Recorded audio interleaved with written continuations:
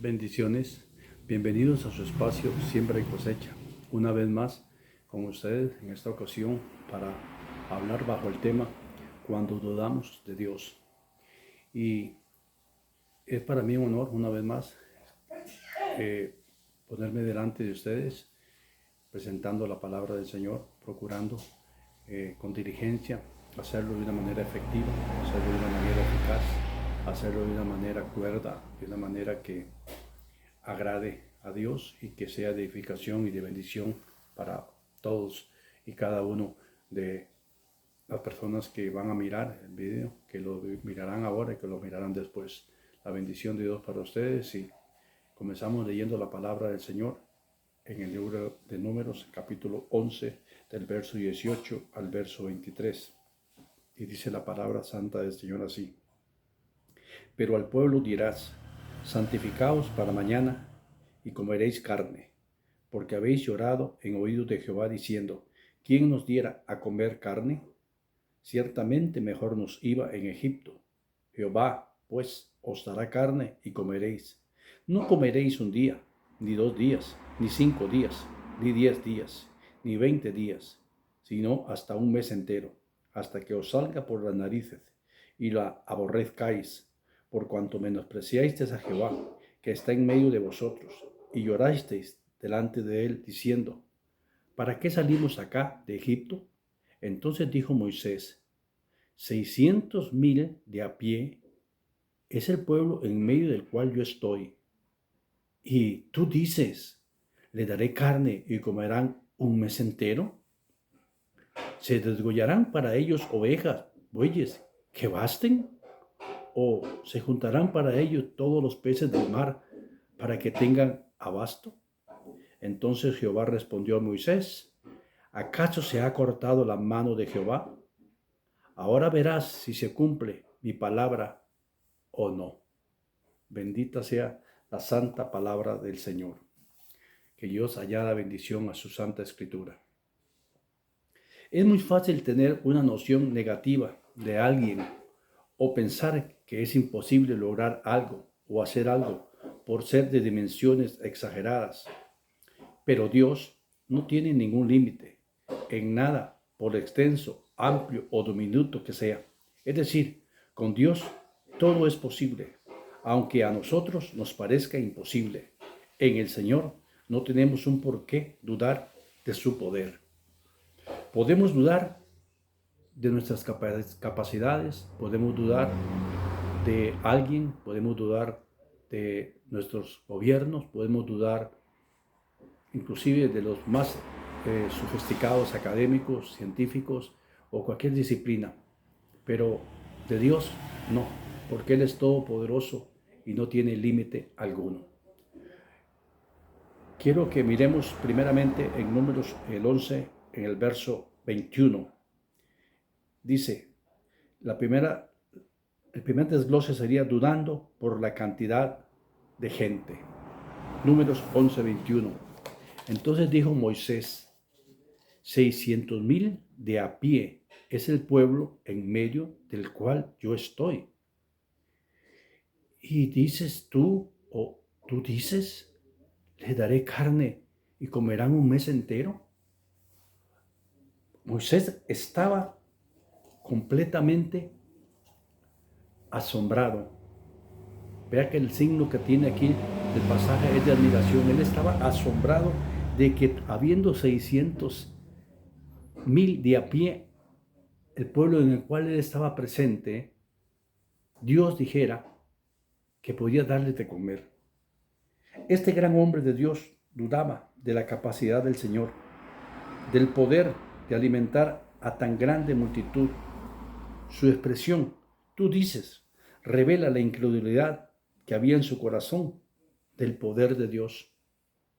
Sí, muchas veces con una expresión nuestra, con una palabra nuestra, con una acción nuestra, estamos demostrando lo que tenemos en nuestros corazones. Estamos demostrando que no tenemos tal vez la fe o la certeza suficiente de tal vez de la cual en otras ocasiones hemos hecho alarde. Pero aquí Moisés está dudando del gran poder de Dios. Moisés era un gran conocedor de su Dios. Claro, él había tenido aquella grande visión de la zarza, primeramente en su llamamiento. Él había visto a Dios mostrarle, aunque fuera a sus espaldas. Él conversaba con Dios cara a cara. Él conocía quién era su Dios. Pero como humano, pero también era un hombre. Y sin embargo, como un ser humano, medía las cosas desde las perspectivas humanas y olvidando que es un Dios enorme, que no tiene límite alguno. Es decir, Moisés pensaba para sus adentros, si fueran 1000, si fueran 10,000, sí, podría hacerlo. No sé, tal vez exagerar 50 o 100,000, pero 600,000 de a pie, sin contar todos los que no estaban de a pie, era demasiada gente. No es posible, quizás es imposible, pero Dios no tiene límite alguno.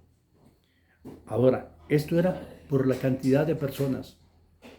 Esto es como cuando se presenta un grupo de personas delante de Dios y decimos, estamos orando por sanidad para que Dios se glorifique, pero no sabemos cuántas personas están a la vez orando. Si nos pusiéramos en la misma perspectiva de Moisés, entonces no tendríamos fe suficiente para creer. ¿Por qué? Porque a la vez pueden haber 1,000,000 de personas orando en esos momentos, tal vez no solamente en nuestro país, sino en los alrededores del área centroamericana. Pero Dios no tiene límite, no tiene problema por esto. Segundo encabezado, les daré a comer un mes entero. Mira que Dios les dice, y no comeréis, verso 19, no comeréis un día, ni 2 días, ni 5 días, ni 10 días, ni 20 días, sino hasta un mes entero, hasta que os salga por las narices y la aborrezcáis por cuanto menospreciáis a Jehová que está en medio de vosotros y llorantes delante de él diciendo, ¿para qué salimos acá de Egipto? Dios se sentía ofendido por este pueblo, muy ofendido, porque querían regresar porque allá tenían carne. Entonces Dios les dice, no les voy a dar carne para que coman y diga, ya Dios me dio carne. No. Les voy a dar carne para que coman durante un mes entero, de tal manera que ya no quieran ni tan siquiera acordarse de la carne. O sea, que se hastíen de la carne. Entonces dice, les daré un mes entero, verso 11 y verso 19 y verso 20 del capítulo 11. Ahora, la preocupación de Moisés era, Dios, ok, digamos que te creo, digamos que sí, yo te creo, que tú puedes darle de comer a 600,000 de a pie sin contar el resto. Pero Dios, una vez, pero ¿cómo te atreves? O ¿cómo tú dices un mes entero? Su preocupación no era solo por la enorme cantidad de bocas que alimentar, sino que también el tiempo que Dios mismo había fijado como límite. Claro, es que tenemos un Dios grande, es que tenemos un Dios poderoso. Como Él no conoce límites, para Él le era lo mismo decir que para un día, que para una ocasión, como para un año entero. Pero claro, a nuestros ojos, 600,000 durante 30 equivalía a una cantidad enorme. Es decir, que tal vez lograr hacerlo una vez, pero por 30 días eso era imposible de creer para Moisés. ¿No suena acaso conocido para nosotros esto? Le creemos a Dios en cosas pequeñas, pero dudamos de que Él pueda hacer las grandes cosas, como sanar un corazón, como curar un cáncer, como levantar a un paralítico, y ni qué mencionar con respecto a resucitar a alguien. ¿Pero acaso ha cambiado Dios? ¿Qué dice Hebreos 13:8? Que Dios es el mismo de ayer, de hoy y por los siglos. Tal vez no suceda con tanta frecuencia como cuando la iglesia iniciaba en el primer siglo, pero Dios sigue sanando, pero Dios sigue levantando muertos espirituales y sin que tal vez nosotros lo sepamos, aún levante muertos físicos. Nosotros tratamos de dar ayuda a Dios de alguna manera. Cuando vemos que la tarea a realizar es difícil y es muy grande, nosotros procuramos ayudar a Dios, procuramos darle alguna vamos a decir que algunas ideas a Dios, como que Él no fuera el Dios omnisciente, que todo lo sabe. No, le damos ayuda. Verso 22, mira lo que Moisés le sugiere a Dios, porque Moisés estaba preocupado porque Dios no pudiera llevar a cabo lo que le había dicho, que dijese al pueblo. Moisés les dice, ¿se desgollarán para ellos ovejas y bueyes que le basten? ¿O se juntarán para ellos todos los peces del mar para que tengan abasto? Moisés le está sugiriendo que desgollen todos los bueyes que hayan y todas las ovejas que hayan, que quizás así, tal vez les alcance, aunque sea por un par de ocasiones. Y si no, es suficiente que Él puede hacer que todos los peces del mar, hablando de Dios, se junten en un solo lugar para que den abasto a tan grande multitud. Esa era la sugerencia que Él estaba haciendo a Dios, ayudándole a Dios o tratando de ayudarle. Quizás si hubiera suficiente ganado y ovejas para matar, podría ser que por unos días bastase. O si todos los peces del mar cayeran de pronto en ese lugar, quizás así podría realizar algo de eso que Dios mencionó que haría. O sea, si le doy a Dios ideas, Dios puede hacerlo. No, Dios no ocupa de tus ideas. Dios no ocupa de mis ideas. Dios no ocupa ayuda alguna. Él es autosuficiente. Él es poderoso para hacer todo lo que dijo que haría sin faltar a una sola cosa, a ninguna de ellas. Parece que a Moisés se le olvidó que el que le creó el mar, el cielo y la tierra y todo lo que en ellos hay es suficiente para satisfacer cualquier necesidad, no importando las dimensiones o las cantidades que se deban suplir. Vemos aquí un ejemplo de duda en cuanto a la cantidad de personas y en cuanto a la cantidad de suplir por la cantidad de veces que había que hacerlo según la perspectiva de Moisés. Pero ahora vamos a mirar otro ejemplo. Veamos otro ejemplo de cómo se puede dudar en cuanto a Dios, pero esta vez no en el Antiguo Testamento, sino en el Nuevo Testamento con Jesús. Y para ello vamos a ir a Juan capítulo 11. Vamos al libro de Juan capítulo 11. Y la escritura nos dice así en un pasaje muy conocido. Es más fácil trabajar con pasajes conocidos porque algunos no están tan al tanto de la escritura y entonces es más fácil trabajar con este tipo de pasajes.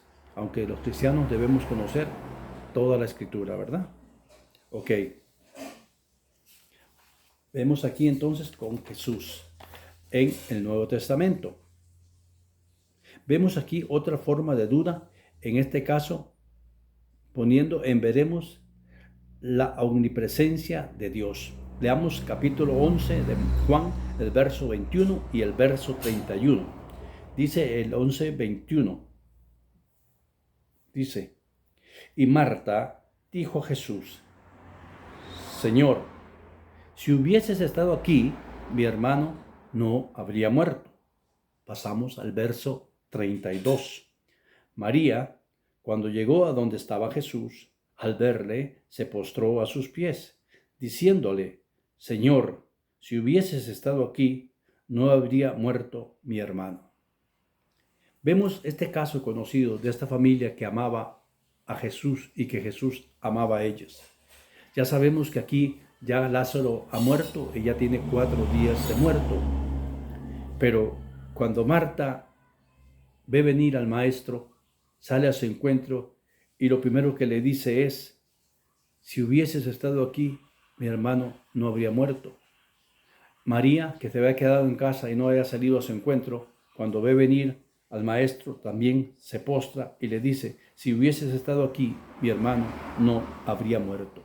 Y aquí están poniendo en duda la omnipresencia de Dios, que Dios sigue siendo Dios y que no necesita estar en un lugar determinado para que suceda sus milagros, porque Él está en todo lugar, porque Él es Dios. Ahora, podemos decir y podríamos pensar, bueno, pero Jesús de alguna manera limitó siendo hombre sus prerrogativas de ser divino, porque sabíamos que, por ejemplo, cuando estaba en el camino Maús, después de resucitar, no estaba en el mismo tiempo en Jerusalén y que cuando estaba en Capernaum tal vez no estaba en Galilea, pero Dios sigue siendo Dios.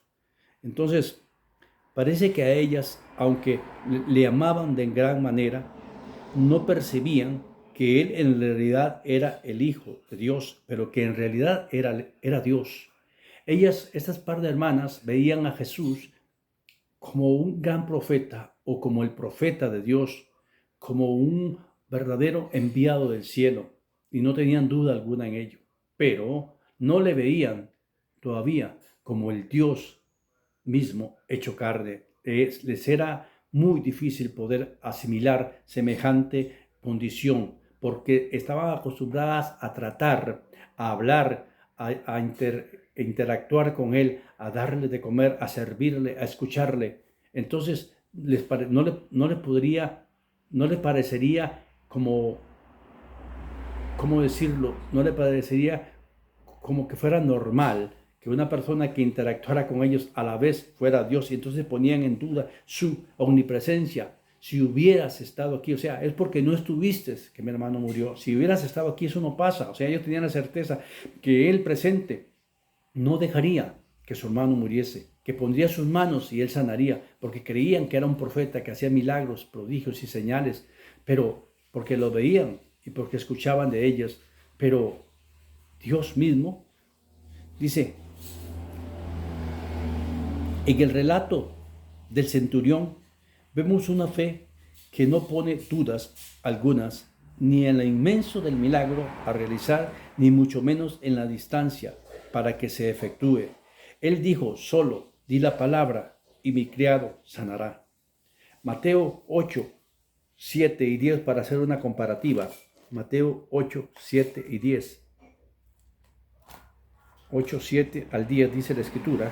Y Jesús dijo, yo iré y le sanaré. Respondiendo el centurión dijo, Señor, no soy digno de que entres bajo mi techo. Solamente di la palabra y mi criado sanará. Porque yo también soy hombre bajo autoridad y tengo bajo mis órdenes soldados, y digo a este, ve y va, y al otro, ven y viene, y a mi siervo, haz esto, y lo hace. Al oírlo Jesús se maravilló y dijo a los que le seguían, de cierto os digo que ni en Israel aún he hallado tanta fe. Vemos aquí la diferencia. Ellas conocían a Jesús, tenían una relación personal con Él, creían en un profeta, creían en sus milagros, en sus prodigios, en sus señales, pero no le veían como Dios. En cambio, el centurión romano no conocía de fe, no conocía de religión. Él era dado al César y al servicio del César y a Roma. Él no conocía de religión, mas sin embargo tenía el concepto de que alguien que pudiese hacer las cosas que Jesús hacía no podía ser humano, tenía que ser Dios. Él tenía certeza y seguridad, y él no tenía el problema que tenía Marta y María de decir, si hubieses estado aquí. Por el contrario, él detiene al maestro y le dice, no es necesario que vayas, no es necesario que entres bajo mi techo, solamente di la palabra y mi criado sanará. Él acortó, quitó la brecha dentro de su lugar que estaba hablando con Jesús y el lugar de su morada, porque él sabía que la palabra de Dios era suficiente, porque el centurión miraba a Jesús como Dios. Recuerde, él no tenía fe. Él no tenía la fe que podían tener los judíos. Él no tenía el conocimiento ni la cercanía que tenían Marta y María con Jesús. Pero él en su corazón sí tenía mayor cercanía que ellas, porque en su corazón él estaba creyendo a Dios, Jesús, como Dios y no como ellas, que aunque tenían una cercanía física, una cercanía de intimidad, digamos, moral, de intimidad social, pero no tenían esa intimidad espiritual que aparentemente este centurión sí tenía en relación de fe, de creerle al Señor. Entonces, si hubieses estado aquí, mientras que el centurión decía, no es necesario que estés aquí, solo di la palabra y mi criado sanará.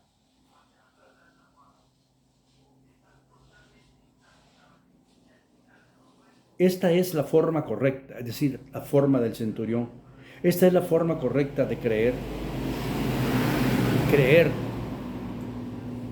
a Dios en el corazón.